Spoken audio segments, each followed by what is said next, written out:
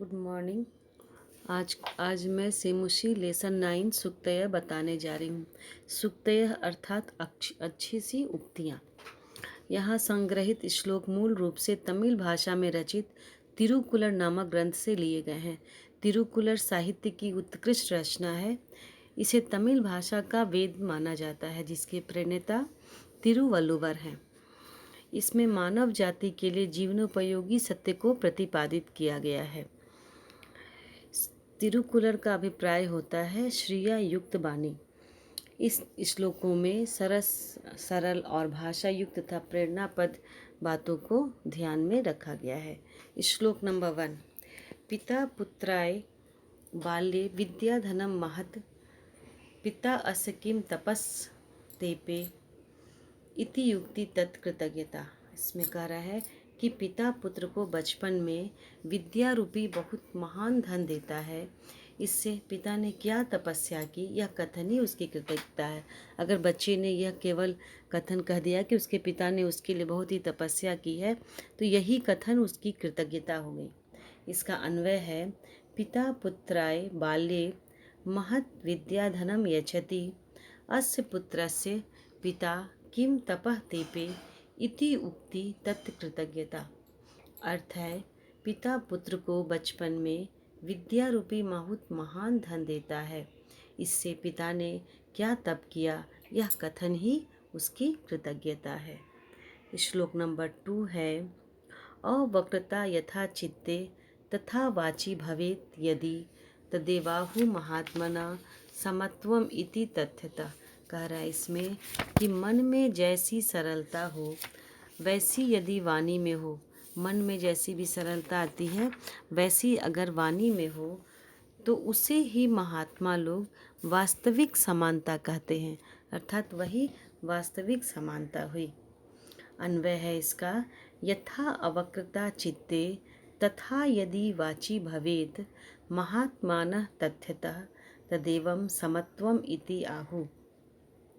अर्थ है कि मन में जैसी सरलता हो वैसी ही यदि वाणी में हो, तो उसे ही महात्मा लोग वास्तव में समत्वम कहते हैं, अर्थात वास्तव में समानता कहते हैं। श्लोक नंबर 3। त्यक्त्वा धर्म प्रदाम वाचम परुषाम यो अभ्युदीरेत परित्यज्य फलम पक्वम भुंगते अपक्वम विमूढ़ि। इसमें कह रहा है कि जो मनुष्य सत्य से युक्त धर्म युक्त का छोड़ करके और कठोर वाणी को बोलता है, तो वह व्यक्ति मूर्ख है।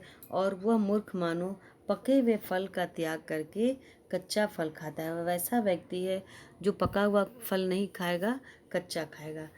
कैसा व्यक्ति? तो जो धर्मयुक्त वाणी को छोड़ करके और कठोर वाणी का प्रयोग करता है।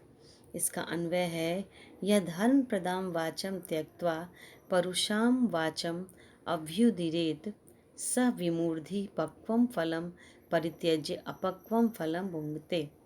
अर्थ है, जो धर्म पद वाणी का त्याग करके कठोर वाणी बोले, वह मूर्ख मानो पके हुए फल का त्याग करके कच्चा फल खाता है। श्लोक नंबर 4 है, विद्वांसः एव लोके अस्मिन् चक्षुष्मन्तः प्रकृतितः अन्येषां वदने ये तु ते चक्षु नामनि मते। इसमें कह रहा है कि इस संसार में विद्वान लोग जो हैं वे ही नेत्रवान कहे गए हैं। विद्वान को ही नेत्रवान कहा गया है, उनके व्यवहार के लिए, उनके विचारशीलता के लिए।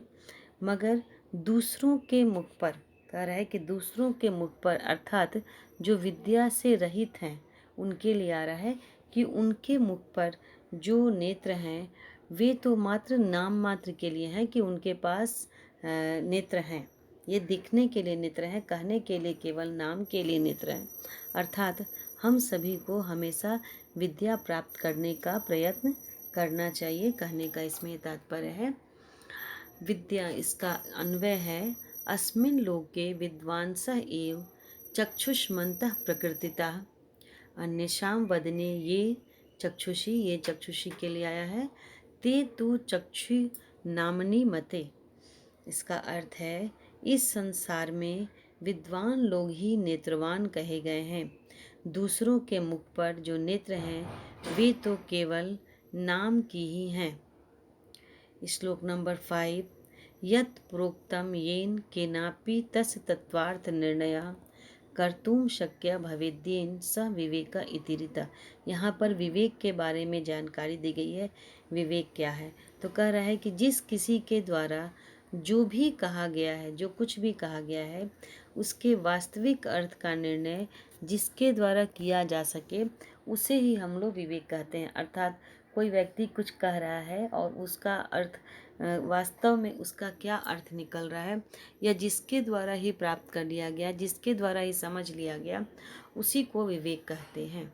इसका अन्वय है येन केन अपि यत् प्रोक्तम तस्य तत्वार्थ निर्णयः येन कर्तुम शक्यः भवेत् सः विवेकः इति ईरिता। इसका अर्थ है जिस किसी के द्वारा जो कुछ कहा गया है उसके वास्तविक अर्थ का निर्णय जिसके द्वारा किया जा सकता है उसे विवेक कहा गया है। श्लोक नंबर 6। वाक्पटु धैर्यवान मंत्री सभायाम अपि अकातरः स केनापि प्रकारेण परैर्न परिभूयते। कह रहा है कि जो मंत्री बोलने में चतुर, धैर्यवान, सभा में भी निडर होता है, वह शत्रुओं के द्वारा किसी भी प्रकार से अपमानित नहीं किया जा सकता। जो मंत्री बहुत चतुर है, बोलने में बहुत चालाक है, बहुत धैर्य से काम लेता है और सभा में भी कुछ भी हो जाए वह निडर रहता है, कितना भी कोई कुछ उसके विरोध में बोलते रहे वह डरा नहीं रहता है, तो वह शत्रुओं के द्वारा किसी प्रकार से भी अपमानित नहीं किया जा सकता। इसका अन्वय है यह मंत्री वाक्पटु धैर्यवान सभायाम अपि अकातरः अस्ति सः परः केनापि प्रकारेण न परिभूयते।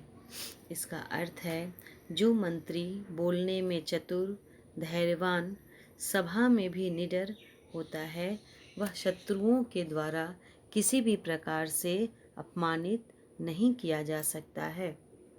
श्लोक नंबर 7 है यह इच्छन आत्मना श्रेय प्रभुतानि सुखानि च न कुर्याद अहितम कर्म सह परेभ्य कदापि च।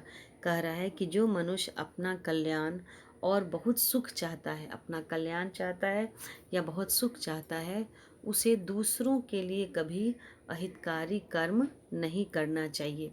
दूसरे के लिए जो अपना सुख चाह रहे हैं, अपना कल्याण चाह रहे हैं, तो हमें दूसरों के लिए भी सुख और कल्याण करना चाहिए। इसका अन्वय है यह आत्मनः श्रेय प्रभुतानि सुखानि च इच्छति सह परेभ्य कदापि अहितम कर्म न कुर्यात्। अर्थ है जो मनुष्य अपना और बहुत सुख, अपना कल्याण और बहुत सुख चाहता है, उसे दूसरों के लिए कभी अहितकारी कार्य नहीं करना चाहिए। श्लोक नंबर 8। आचारः प्रथमा धर्मः इति एतत् विदुषां वचः तस्मात् रक्षेत सदाचारम प्राणिभ्यो अपि विशेषतः। कह रहा है कि आचरण पहला धर्म है और यह विद्वानों का वचन है। विद्वानों का यह वचन है कि आचरण को ही पहला धर्म माना जाए और वही पहला धर्म है। इसलिए सदाचार की रक्षा हमें प्राणों से भी बढ़कर करनी चाहिए। हमेशा अपने आचरण की, अच्छे आचरण की रक्षा हमें करनी चाहिए। इसका अन्वय है आचारः प्रथमा इति एतत् विदुषां वचः तस्मात् आचारः अपि सदाचारम विशेषतः रक्षेत। अर्थ है आचरण पहला धर्म है, यह विद्वानों का वचन है, इसलिए सदाचार की रक्षा प्राणों से भी बढ़कर करनी चाहिए।